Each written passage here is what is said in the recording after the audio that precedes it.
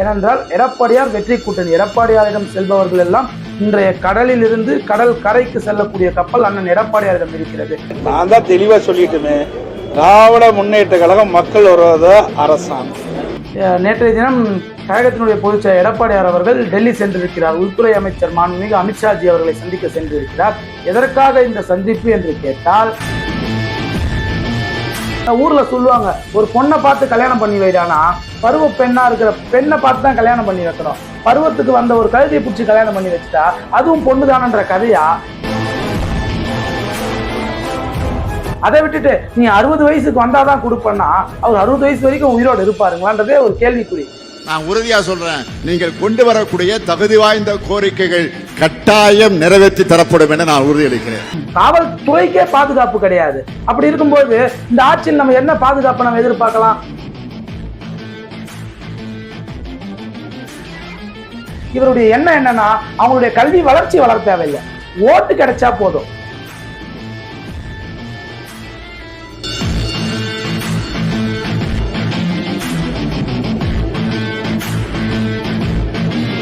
நேற்று எல்லாருமே எதிர்பார்த்த ஒரு விஷயம் நடந்திருக்குது. பாமக அதிமுக கூட்டணி முடிவாகி இருக்குது.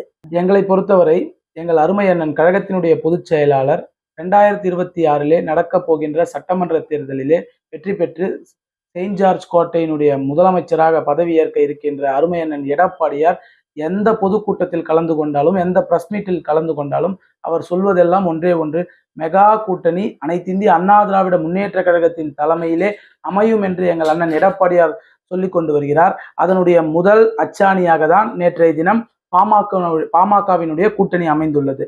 அண்ணன் அன்புமணி ராமதாஸ் அவர்கள் எந்த கூட்டணி தமிழகத்திலே திராவிட முன்னேற்ற கழகத்தை வீழ்த்துவதற்கான கூட்டணி, எந்த அணி வீழ்த்துவதற்கான அணி என்பதை சரியான முறையிலே தேர்ந்தெடுத்திருக்கிறார்.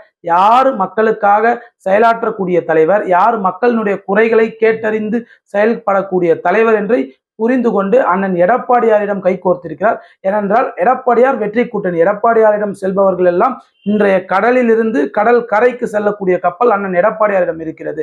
வெற்றி கூட்டணியாக அமைய போகிறது. அதனால் அண்ணன் அன்புமணி வந்திருக்கிறார்.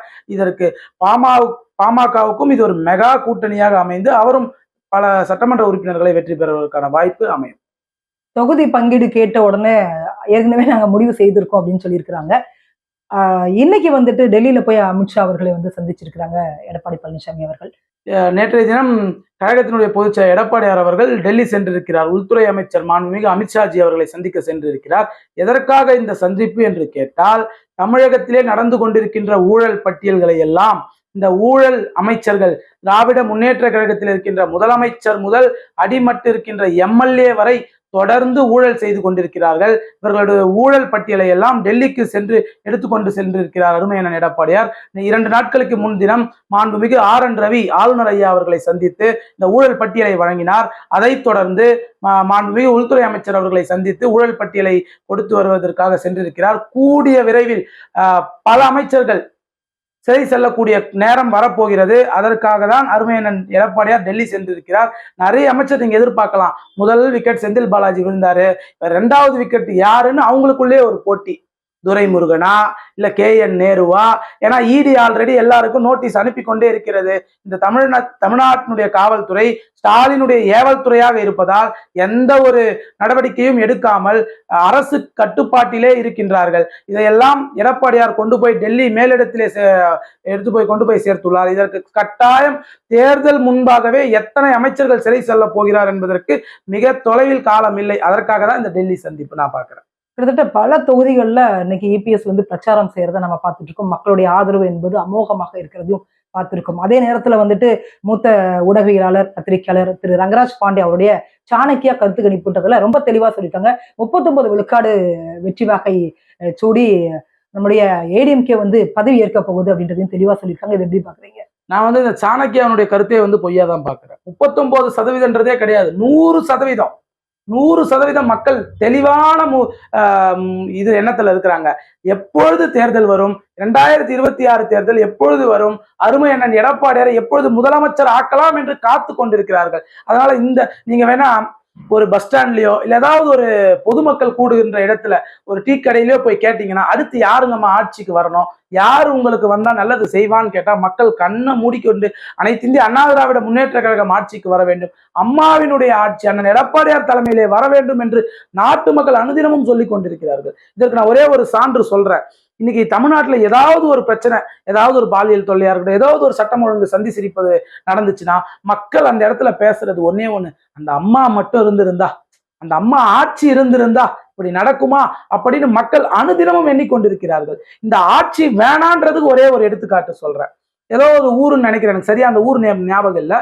அந்த ஊர்ல ஒரு பாட்டியம்மா நடந்து கொண்டு போயிட்டு இருக்காங்க. ஒரு பெரிய போஸ்டர் இருக்கு. அந்த போஸ்டர்ல ஸ்டாலின் சிரித்து கொண்டிருக்கிறார். சிரித்து கொண்டிருக்கின்ற ஸ்டாலினுடைய முகத்தை பார்த்து அந்த பாட்டியம்மா என்ன நினைச்சாங்கன்னு தெரியல. அவங்களுக்கு பென்ஷன் பணத்தை நிறுத்திட்டானுங்களா, இல்ல அவங்க பொண்ணை கட்டி கொடுக்கலான்னு இருந்த பொண்ணுக்கு தாலிக்கு தங்கம் கிடைக்கின்ற திட்டத்தை நிறுத்திட்டானுங்களா என்னன்றது தெரியல. அந்த அம்மாவுடைய வைத்தறிச்சல் என்னன்றது தெரியல. ஸ்டாலினுடைய முகத்தை பார்த்ததும் செருப்பெடுத்து அடிச்சாங்க, மண்ணை வீசி அடிச்சாங்க. இது சமூக வலைதளம் முழுக்க இந்த வீடியோக்கள் வந்துச்சு. அந்த அம்மாவை பிடிக்கிறதுக்கு தனிப்படையெல்லாம் அனுப்பிச்சானுங்க இந்த அரசுல. அப்படி இந்த ஆட்சியினுடைய அவலம் எப்படி இருக்கின்றது மக்கள் மத்தியில. அப்படி இருக்கும்போது இந்த சாணக்கியாவினுடைய கருத்து கணிப்பை நான் பொய்யா விரும்புறேன். ஏன்னா 100% மக்கள் தெளிவா இருக்கிறாங்க. 100% அதிமுக ஆட்சி அண்ணன் எடப்பாடியார் தலைமையிலே எந்த கட்சி வந்தாலும் பரவாயில்லை, அதிமுக அமோகமான வெற்றி, 234 தொகுதியிலும் வெற்றி பெற்று செயின்ட் ஜார்ஜ் கோட்டையிலே அருமை அண்ணன் எடப்பாடியார் கண்டிப்பாக உறுதியாக முதலமைச்சராக போறார். பல போராட்டங்களை நாம பார்த்துட்டு இருக்கோம். தூய்மை பணியாளர்கள், இடைநிலை ஆசிரியர்கள், செவிலியர்கள் போராட்டம், இப்ப சத்துணவு ஊழியர்கள் போராட்டத்துல இறங்கியிருக்காங்க. இப்ப நடந்துட்டு இருக்குன்னு நினைக்கிறேன் இல்லையா? பழைய ஓய்வூதிய திட்டத்தை கொடுத்திருக்கிறாங்க. மடிக்கணினி கிட்டத்தட்ட 10 லட்சம் 15 லட்சம் 20 லட்சம் சொல்றாங்க, மாணவர்களுக்கு மடிக்கணினி கொடுத்திருக்கோம் அப்படின்னு சொல்றாங்க. இதெல்லாம் நீங்க எப்படி பாக்குறீங்க? இன்னைக்கு பாத்தீங்கன்னா எல்லாரும் போராடுறாங்கன்னா அதுக்கு என்ன காரணம்? வாக்குறுதி கொடுத்தது நீ. ஏன்னா 309 தேர்தல் திமுகவினுடைய அந்த 500க்கும் மேற்பட்ட பொய்யான வாக்குறுதிகள்ல ஒரு பொய்யான வாக்குறுதி தான் அந்த 309 தேர்தல் வாக்குறுதி. என்னன்னா பழைய ஓய்வூதிய திட்டத்தை நான் ஆட்சிக்கு வந்தால் அமல்படுத்துவேன்னு சொன்னாரு. இன்னைக்கு அதுல பல இதுவெல்லாம் ஒரு அட்வான்டேஜா என்னென்னமோ ஆட் பண்ணி ஒரு புதுசான ஒரு திட்டத்தை போல அவங்களை ஏமாத்தணுன்ற ஒரு குறிக்கோள் திட்டத்துல பண்றாரு. இதெல்லாம் எப்படி இருக்குன்னா, ஊர்ல சொல்லுவாங்க, ஒரு பொண்ணை பார்த்து கல்யாணம் பண்ணி வைடானா பருவ பெண்ணா இருக்கிற பெண்ணை பார்த்து தான் கல்யாணம் பண்ணி வைக்கணும். பருவத்துக்கு வந்த ஒரு கழுதையை பிடிச்சி கல்யாணம் பண்ணி வச்சுட்டா அதுவும் பொண்ணுதானன்ற கதையா பழைய ஓய்வூதிய திட்டத்தை நான் கொடுப்பேன்னு சொல்லிட்டு இன்னைக்கு அதுல இவங்களுடைய சம்பளத்துல இருந்தே ஒரு 10% பிடிப்பாராம், போகும்போது கொடுப்பாராம். அதே மாதிரி வாலண்டியர் ரிட்டையர்மெண்ட் ஆனா 46 வயசு 45 வயசுல வாலண்டியர் ரிட்டையர்மெண்ட் ஆகுறாங்க அப்படின்னா அப்ப அவங்களுக்கு பழைய அந்த ஓய்வூதிய திட்டத்தை கொடுக்க மாட்டாராம். 60 வயசுக்கு மேற்பட்டு தான் கொடுப்பாராம். அப்ப 60 வயசு வரைக்கும் அவங்க உயிரோடு இருப்பாங்கன்ற நிலையா? அவங்க வாலண்டியர் ரிட்டையர்மெண்ட் எதுக்கு வாங்குவாங்க? ஏதோ அவங்க பொண்ணை படிக்க வைக்கணும், இல்ல ஒரு பொண்ணை கட்டி கொடுக்கணும், இல்ல ஏதோ உடம்பு முடியல அந்த டைம்ல தான் ஒரு வாலண்டியர் ரிட்டையர்மெண்ட் தேவைன்றதுக்காக. ஏன்னா நல்லா வேலை செஞ்சுட்டு இருக்கோம், திடீர்னு எதுக்கு வாங்க போறாங்க? அப்படி வாங்க மாட்டாங்க. உடல்நிலை சூழ்நிலை, குடும்ப சூழ்நிலைக்காக தான் வாங்குவாங்க. அப்பதான் நீங்க அவங்களுக்கு அந்த திட்டத்தை கொடுக்கணும். அதை விட்டுட்டு நீ 60 வயசுக்கு வந்தாதான் கொடுப்பேன்னா அவர் 60 வயசு வரைக்கும் உயிரோடு இருப்பாருங்களான்றதே ஒரு கேள்விக்குறி. 45 வயசுல ஒரு மயோகார்டியல் இன்ஃபாக்ஷன் ஹார்ட் அட்டாக் ஒருத்தர் உட்கார்றாரு அப்படின்னா அவர் விஆர்எஸ் வாங்கிக்கிட்டு ஓய்வு எடுக்கணும்னு நினைப்பாரு. அப்ப அவருக்கு அந்த பணம் வந்தாதான் அவரால் காலத்தை ஓட்ட முடியும். 60 வயசு வரைக்கும் அந்த நோய்வாய்ப்பட்டவர் இருப்பாருன்றதே சந்தேகம். அப்படி இருக்கும்போது இதெல்லாம் இவர்களை ஏமாத்தி ஓட்ட வாங்கணுன்றதுக்காக ஒரு செயலா தான் நான் பாக்குறேன். அது மாதிரி ஒவ்வொரு போராட்டமே அப்படிதான். இவர் சொல்றது ஒண்ணு, செய்யறது ஒண்ணு. அப்புறம் கேட்டா என்ன சொல்லுவாரு? நாங்கள் திமுக சொல்வதையும் செய்வோம், சொல்லாததையும் செய்வோம்ன்றது. முதல்ல சொல்றதை செய்கிறான்னா சொல்றதே செய்யறது கிடையாது.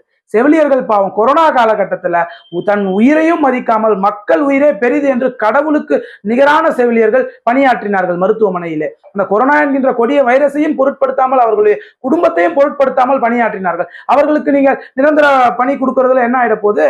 அவங்க போராடுறாங்க பாவம், பேருந்து நிலையங்கள்ல போய் போராடுறாங்க, பல சாலைகளிலே இறங்கி சாலை மறியல் செய்து போராடுறாங்க.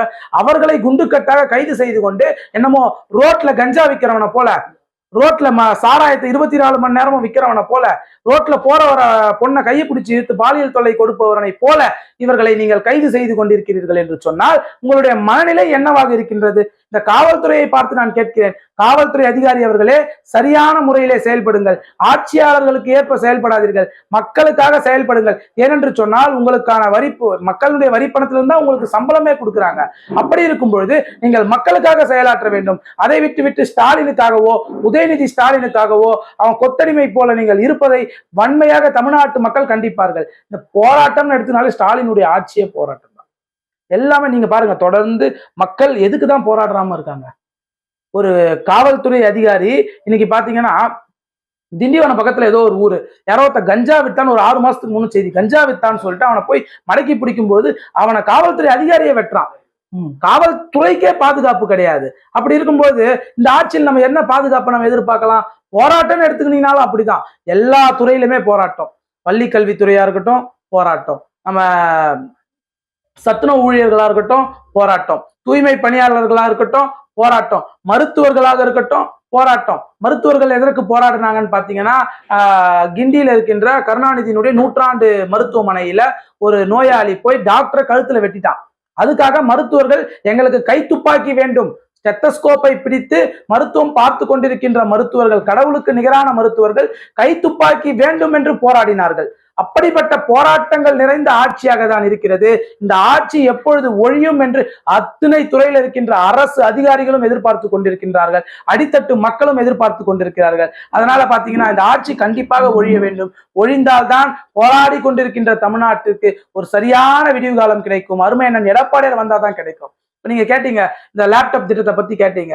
இன்னைக்கு பாத்தீங்கன்னா நான் 2 நாளைக்கு முன்னாடி பாக்குறேன், செய்தியில நியூஸ்ல எல்லாம் பார்க்கும்போது ஸ்டாலின் வந்து ஒரு பெரிய விழாவை நடத்தி லேப்டாப்ல ஸ்டாலின் படத்தெல்லாம் ஒட்டி, இவர் என்னமோ லேப்டாப்பையே இவர் தான் கண்டுபிடிச்ச மாதிரி, கணினியே இவர் தான் கண்டுபிடிச்ச மாதிரி. ஏன்னா இவங்க அப்பா விஞ்ஞானி இல்ல, எல்லா அரசு அதிகாரியும் கூப்பிட்டு வச்சு பாவம் இவனுங்க தான் இந்த திட்டத்தையே கொண்டு வந்த மாதிரி 4 ஆண்டு காலம் நீ எங்க போன? 52 லட்சம் மாணவ மாணவிகளுக்கு நாங்க லேப்டாப் அதிமுக அரசு, புரட்சி தலைவி அம்மாவினுடைய அரசு கொடுத்தோம். அதுவும் இந்த காலகட்டத்தில் கொடுக்கல. 2011 ஸ்மார்ட் போனே இல்லாத காலகட்டத்துல மடிக்கணினியை கொடுத்து அழகு பார்த்த இயக்கம் அனைத்து இந்திய அண்ணா திராவிட முன்னேற்ற கழக இயக்கம். ஆனா இன்னைக்கு ஒவ்வொரு ஸ்கூல் பசங்க கிட்டயும் செல்போன் வந்துருச்சு. கை குழந்தை கூட அந்த காலத்துல நிலா அங்க இருக்குன்னு பார்த்து சோறு ஊட்டின காலம். இன்னைக்கு எல்லாம் டோரா பூஜை காமிச்சுதான் சோறு ஊட்டுறாங்க. அப்படிப்பட்ட காலம் வந்துருச்சு. போன் இல்லாத வீடே கிடையாது. அப்படி இருக்கும்போது காலேஜ் படிக்கிற பசங்க ஸ்மார்ட் போன் வச்சிருக்காங்க. ஸ்மார்ட் போன்லயே உங்களுக்கு எல்லாமே கிடைச்சிடுது. எல்லா இன்டர்நெட்ல இருந்து எல்லா 5G வரைக்கும் ஸ்மார்ட் போன்லயே வந்துருச்சு. எல்லாமே பார்த்துக்கலாம். அப்படி இருக்க காலகட்டத்துல வந்து நீ லேப்டாப்பை கொடுத்துட்டு 400 அப்படிதான் வடிவேலு மாதிரி நான் தான் கொடுத்தேன்னு மார் தட்டுறது முக்கியம் கிடையாது. ஒருத்தருக்கு பசியில இருக்கும் போது தான் சாப்பாடு போடணும், பசி இல்லாத போது போட்டு பிரயோஜனம் இல்லை. அதுவும் பாருங்க, இவர் கொடுக்குறாரு 3rd இயர் காலேஜ் ஸ்டூடெண்ட் தான் கொடுப்பாராம். ஏன் 11th 12th பசங்களுக்கு கொடுக்க மாட்டாரா? ஏன்னா 11th 12th பசங்களுக்கு ஓட்டு கிடையாது. ஏன்னா வரப்போது இன்னொரு 2 மாசத்துல எலெக்ஷனு. ஏன்னா வயசுக்கு வந்த பொண்ணை தான் கல்யாணம் பண்ண முடியும், வயசுக்கே வராத பொண்ணை வந்து கல்யாணம் பண்ண முடியாது. அது வந்து ஒரு குற்றம் ஆயிடும். அந்த மாதிரி 11th 12th பசங்களுக்கு வந்து லேப்டாப் கொடுக்க முடியாது. கொடுத்தா அவங்க ஓட்டு போட மாட்டாங்க. ஏன்னா ஓட்டுனுடைய இதுவே அவங்களுக்கு வரல. அப்படி இருக்கும்போது அவங்களுக்கு கொடுக்கறது வேஸ்ட்னு இவர் முடிவு பண்ணிட்டாரு. இவருடைய எண்ணம் என்னன்னா, அவங்களுடைய கல்வி வளர்ச்சி வளர தேவையில்லை, ஓட்டு கிடைச்சா போதும். அப்படிப்பட்ட எண்ணத்துலதான் இவனுங்க வந்து எல்லா திட்டமே ஓட்டுக்கு பேரும் ஓட்டுக்காக தான் இந்த திட்டத்தையே செயல்படுத்தி கொண்டு. ஸ்டாலினை பொறுத்த வரைக்கும் ஒண்ணு நோட்டு முக்கியம், இன்னொன்னு ஓட்டு முக்கியம். இது 2 தான். நோட்டு அவங்களுக்கு, ஓட்டும் அவங்களுக்கு. மக்கள் கிட்ட இருந்து ஓட்டை பிடிங்கிக்கணும், நோட்டையும் மக்களுடைய நோட்டையும் பிடிக்கணும். அப்படிப்பட்ட கேடுகட்ட அரசாங்கமாக திமுக அரசு இருக்கு. ஆனா அதிமுக அப்படி கிடையாது. 11th 12th படிக்கின்ற மாணவ மாணவிகளுக்கு முதல்ல கொடுத்தோம். ஏன்னா 11th 12th முடிச்சாதான் அவன் ஒரு காலேஜுக்கு கவுன்சிலிங் அட்டன் பண்ண போறானா, ஒரு ஃபார்மை நெட்ல இருந்து டவுன்லோட் பண்றதுக்கோ, ஒரு இன்டர்நெட் வசதியை தேடாம இருக்கிறதுக்கு வீட்டுல இருந்தே பண்ண முடியும். ஏழை எளிய குப்பத்தில் இருக்கின்ற குடிசையில் இருக்கின்ற மாணவிகளுக்கும் மடியிலே மடிக்கணினியை வைத்து அழகு பார்த்த இயக்கமாக அண்ணா திராவிட முன்னேற்ற கழகம் இருந்தது. ஆனால் இவர்கள் அப்படி இல்லை. வெறும் ஓட்டுக்காக, கேவலம் நாளைக்கு தேர்தல் வரப்போகுதுன்னு சரி நீங்க கொடுத்த 3rd இயர் ஸ்டூடெண்ட்டுக்கு 4 வருஷமா கொடுக்குறது 3rd இயர் ஸ்டூடெண்ட்டுக்கு அப்பெல்லாம் கொடுக்கல. ஏன்னா எலெக்ஷன் வரப்போகுதுன்னு தெரிஞ்சிச்சு. இன்னொரு 3 மாத காலம் எல்லாமே வெறும் எலெக்ஷனுக்காக பண்ணி கொண்டிருக்கிறார். ஆனா அண்ணா திராவிட முன்னேற்ற கழகத்தை பொறுத்தவரை அப்படி கிடையாது. அதுவும் இந்த திமுக ஐடி விங் இருக்கானுங்க, அவனுங்க வந்து இந்த 200 ரூபா வாங்கிக்கிட்டு, திமுகல பல அணி இருக்குது, இது வந்து இந்த ஐடி விங்ன்றது வந்து திமுகவினுடைய 200 ரூபா அணி.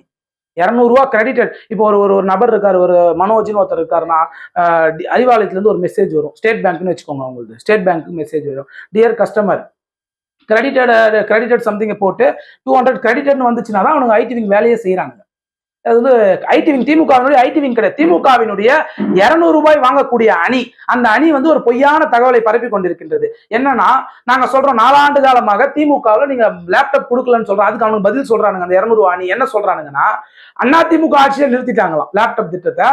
அதிமுக ஆட்சியிலே நிறுத்திட்டானுங்களாம். இன்னும் ஒரு இதுவுமே தெரியாம ஒரு தற்கூரி போல செயல்பட்டு கொண்டிருக்கின்ற அந்த 200 ரூபாய் அணிக்கு நான் ஒன்னே ஒண்ணு சொல்றேன். 2019 என்னுடைய தம்பி என்னுடைய அத்தை பையன் கசின் ஒருத்தன் 2019 அரசு பள்ளியிலே படிச்சு அவனுக்கு லேப்டாப் வாங்கினான் 2019. அதன் பிறகு வந்த பேட்ச் கொரோனா பேட்ச். அதுக்கடுத்து 2020 ஸ்கூல்லாம் திறந்ததுக்கு அப்புறம் 21 தேர்தல் வரப்போகுதுன்ற ஒரே காரணத்துக்கோசம் 2021 +2 முடிக்கின்ற மாணவிகளுக்கும் சேர்த்து 2020 கொடுத்து முடித்தவர் அருமை அண்ணன் எடப்பாடியார். அந்த லாஸ்ட் ஓராண்டு கொடுக்கலன்னா அப்ப வாங்கக்கூடிய மாணவர்களுக்கும் முன்கூட்டியே கொடுத்துட்டாரு. அப்ப அது யாருக்கும் பாதிப்பு கிடையாது. அப்படி ஆட்சியை நடத்தியவர் அருமை அண்ணன் எடப்பாடியார். ஏனென்று சொன்னால் 2021 தேர்தல் வரப்போகுது. மார்ச் மாசம் தான் +2 முடிப்பாங்க. மார்ச் ஏப்ரல் தான் தேர்தல் வந்து எக்ஸாம் வந்து +2 முடிப்பாங்க. அதன் பிறகு தேர்தல் வரும். +2 முடிச்சதுக்கு அப்புறம் ஆட்சி மாற்றம் ஏற்பட்டு விட்டால் நம்மளால அந்த ஏழை குழந்தைகளுக்கு எளிய குழந்தைகளுக்கு கொடுக்க முடியாது என்ற காரணத்திற்காக முன்கூட்டியே கொடுத்து அழகு பார்த்த தலைவர் அருமை அண்ணன் எடப்பாடியார். நீ எந்தையுமே தெரியாம தவறானதை பரப்பி கொண்டிருக்கின்றது திமுகவினுடைய அணி. அது எப்பயுமே பொய்ய சொல்ற அணி. அதனால எந்த பொய் சொன்னாலும் மக்கள் தெளிவான எண்ணத்தில் இருக்கிறார்கள். எப்படியும் தேர்தல் வரப்போகுது, ஆட்சி அதிமுக கையிலே கொடுக்கலாம்னு மக்கள் தெளிவா இருக்கிறாங்க. ஒரு முறை நம்பிட்டாங்க. பாவம் கருணாநிதி பையன் சட்டசபை வெளியே பைத்தியம் மாதிரி சட்டை கிழிச்சுன்னு சுத்துறானே, ஒரு முறை அவனுக்கு ஓட்டு போடலான்னு ஓட்டு போட்டாங்க.